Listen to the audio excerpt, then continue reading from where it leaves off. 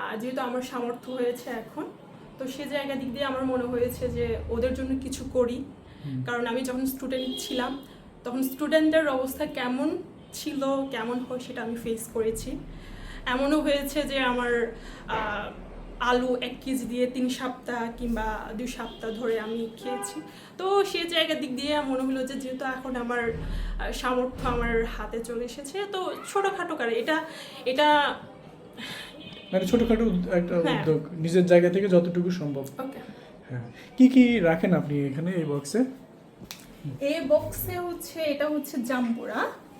এটা হচ্ছে গতকালকে আসছে বাজার দিন। আমাদের সপ্তাহে 2 দিন বাজার হয়, রবিবার আর হচ্ছে বৃহস্পতিবার। তো এটা হচ্ছে গতকালকে বৃহস্পতিবার, আজকে শুক্রবার। তো এটা গতকালকে সেল হয় নাই, যার ফলে হচ্ছে আমি স্টুডেন্ট বক্সে রেখেছি। আর এটা হচ্ছে আদা ফুল। এটা সবাই চিনে থাকতে পারে, আমাদের মানুষরা পাহাড়ের যারা বসবাস করে তারা চিনে থাকতে পারে। তো এগুলো হচ্ছে কালকে যেগুলো সেল হয়নি, বেশিরভাগই হচ্ছে এগুলা এখানে রেখেছি আর কিন্তু নষ্ট না, তবে একদিন আগে এসেছে। হ্যাঁ, মানে এখানে আমি দেখতে পাচ্ছি আপনার কলা, ঝিঙ্গা, বেগুন, মিষ্টি কুমড়া, মুগ ডাল, মসুর ডালও রেখেছেন। জি জি। তারপরে পেঁপেও আছে। আর এটা হচ্ছে এটা আমি একটু করি।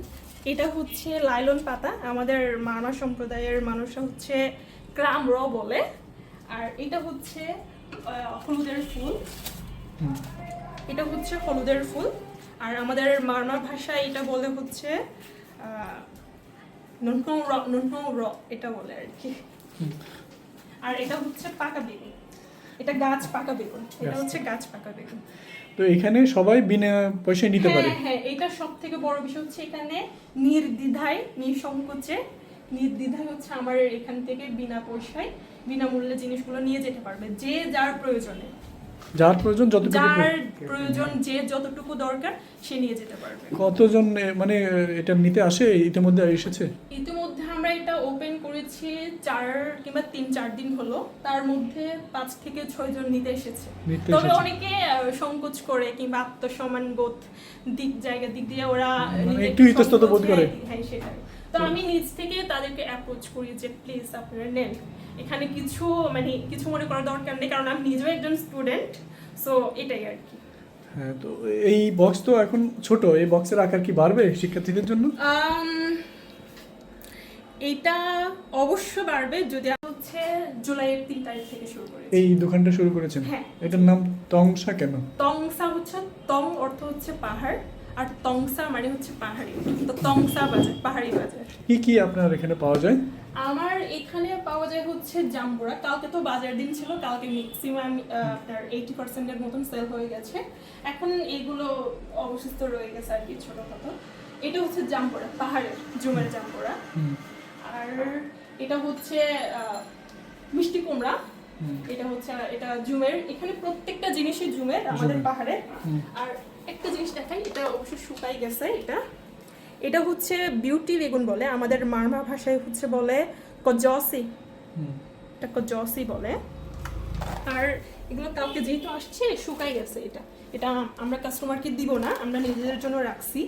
আর যাদের প্রয়োজন তারা বিনামূল্যে নিয়ে যেতে পারে আর কি। আর এটা হচ্ছে নুয়েখিওসি বলে আমাদের মারমা ভাষায়।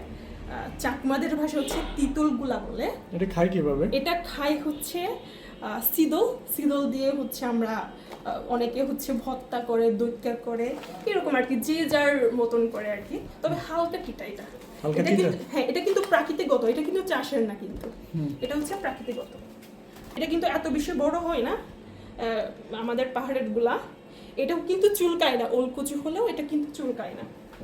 আর এটা হচ্ছে ঝিলির পাশে তারা বলে, এটা আমাদের মারমা ভাষা বলে চিংয়া। আচ্ছা। হ্যাঁ, এটা হচ্ছে আবার প্রাকৃতিকগত, এটা কিন্তু চাষ হয় না।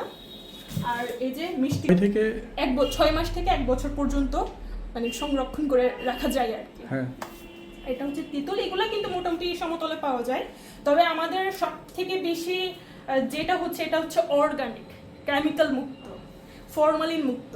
তো যার কারণে হচ্ছে আমাদের মধ্যে এটা স্পেসিফিক হচ্ছে আমাদের পাহাড়ের জিনিস, এটার জন্য মানুষ দূর দূরান্তে থেকে নিতে আসে আর কি। এগুলো সবই পাহাড়ে না? হ্যাঁ, এখানে প্রত্যেকটা জিনিস, এই যে আনারস জুমের, রাঙ্গামাটির, এটাও জুমের পেঁপে আর কি। আর এটা হচ্ছে কলার ঠোল, এটা আমাদের মানব ভাষায় বলে হচ্ছে কি যেন বলে, এখন ঠিক বলতে, এখানে হচ্ছে আপনার কি যেন বলে, আমাদের মানুষ পুংরাও বলে, পুংরা। আর এটা মধুটা দেখায়। হ্যাঁ, মধু। ও আচ্ছা, আমি একটা জিনিস দেখাই, এই যে এগুলা, এটা হচ্ছে মোয়ালো সুদুই। হ্যাঁ, এটা হচ্ছে আপনার মাটির নিচে হয় আর কি। এটাও কিছুটা প্রাকৃতিকগত, তবে এখন অনেকে চাষ করতেছে। চাষ করলে মিষ্টি, হ্যাঁ হালকা মিষ্টি, একদম মিষ্টি ওরকম না, তবে রান্না করলে হচ্ছে টেস্টটা একটু আলাদা হয় আর কি, খুব সুন্দর। একটা সবজির মধ্যে একটা, এটা হচ্ছে কানাই ডিঙ্গা বলে, আর এটা হচ্ছে ক্রংহেসি বলে আমাদের মানব ভাষায়। এটা সব থেকে ঔষধি গুণ হচ্ছে আপনার ক্যান্সার রোগীদের জন্য সবচেয়ে ঔষধি গুণ। যারা ক্যান্সার রোগে আক্রান্ত, কিংবা যাদের জন্ডিস, তারপর হচ্ছে ডায়াবেটিস রোগীদের জন্য সবচেয়ে উপকারী এটা।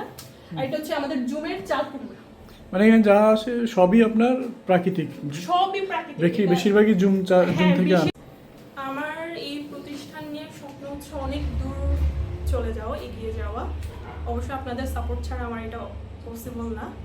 তো আমার প্রত্যাশা হচ্ছে অনেকে একটু কাট করে, যদিও আপনাদের সাপোর্ট ছাড়া এটা কোনোদিনও পসিবল না।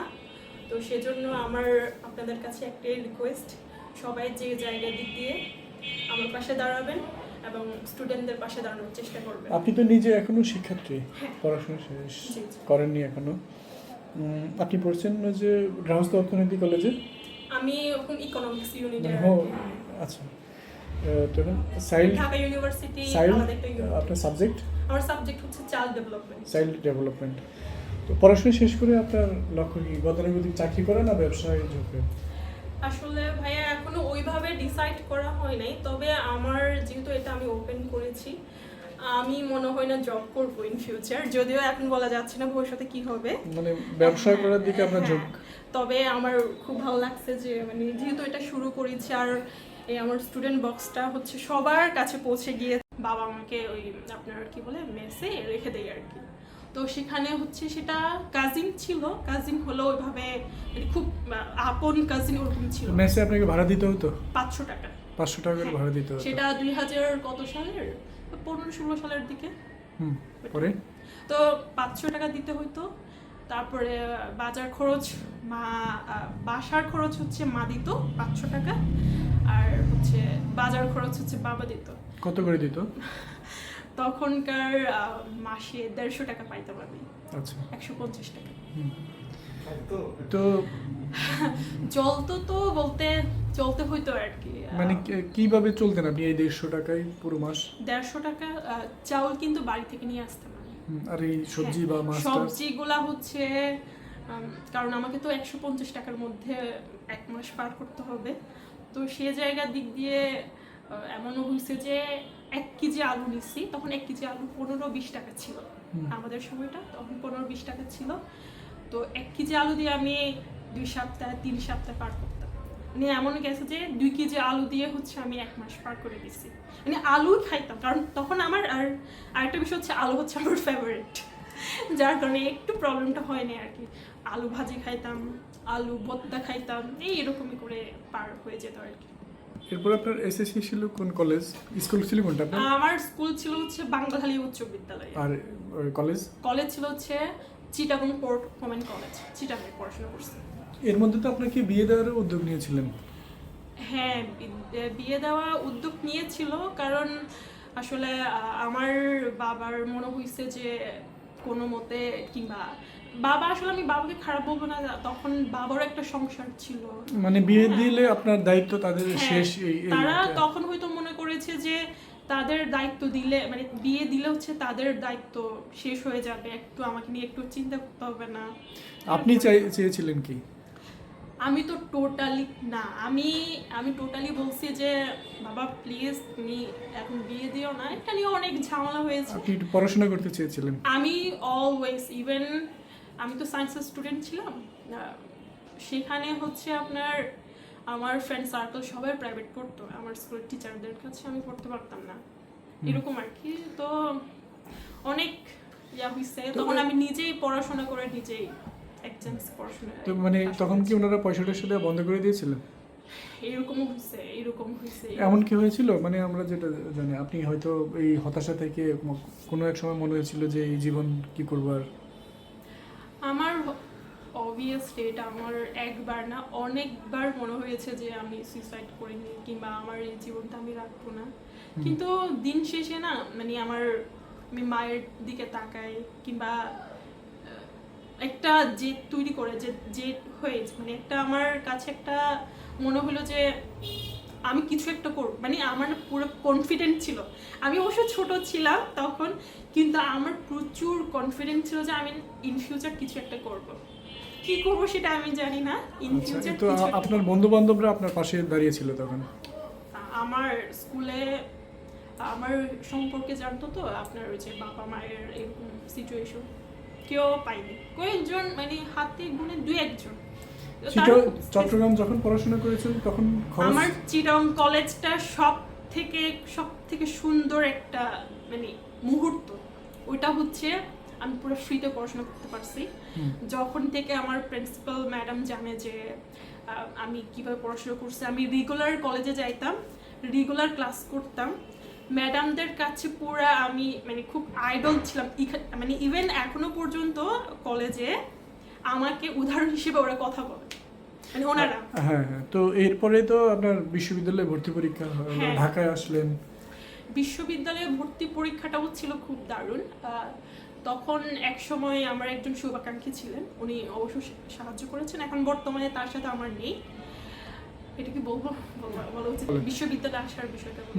আমি বিশ্ববিদ্যালয়ে আসছি হচ্ছে আমার ফ্যামিলি সাপোর্টে ছিল, তো আমার শুভাকাঙ্ক্ষী মানুষরাও ছিল, যেহেতু তখন কলেজে পড়ার সময় আমার অনেকজনের সাথে পরিচিত হয়ে গেছিল, তো সবাই যে জায়গার দিক দিয়ে আমাকে সাহায্য করেছে।